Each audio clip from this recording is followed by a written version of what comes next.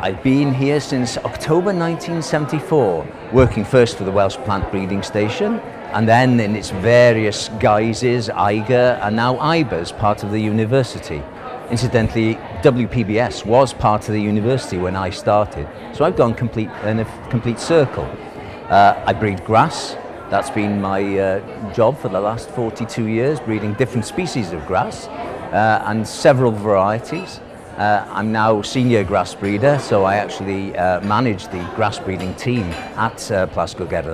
It's quite an honour, I must admit, to be recognised by the university, that my achievements do mean something. It's not just in the narrow field of grasslands and in agriculture, but that it's recognised by the university itself, and it's a public acknowledgement of the importance of the grass breeding work, really.